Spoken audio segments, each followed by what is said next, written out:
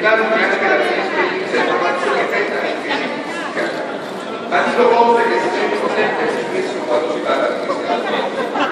Venendo in termini specifici al titolo del convegno, parlare di grande significa giustamente sdoganare il termine dall'archetipo professionale di organizzazione criminale molto al controllo per passare ad una concezione più moderna e attuale di organizzazione criminale che entra nel sistema macroeconomico, lo funziona, lo controlla e in questo modo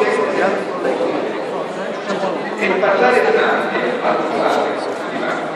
significa iniziare diverse trasformazioni della popolazione in questo potere criminale che oggi è un potere economico.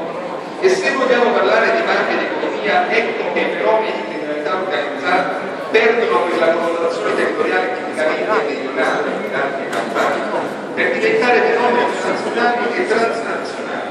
Oggi spacca, borra, mafia, draghetà hanno nel loro esempio più a Palermo, Napoli, Reggio Calabria, ma di là, Torino, Roma, ed hanno rapporti di affari con altre organizzazioni mafiose cinesi e russe in un mercato sempre più globale e purtroppo sempre più complicato. Ma noi abbiamo gli strumenti per combattere e contrastare questi fenomeni. Gli straordinari successi di questi anni delle amministrazioni dirette, anche delle amministrazioni dirette nazionali e delle forze dell'ordine contro le grandi organizzazioni criminali ci lasciano per sperare.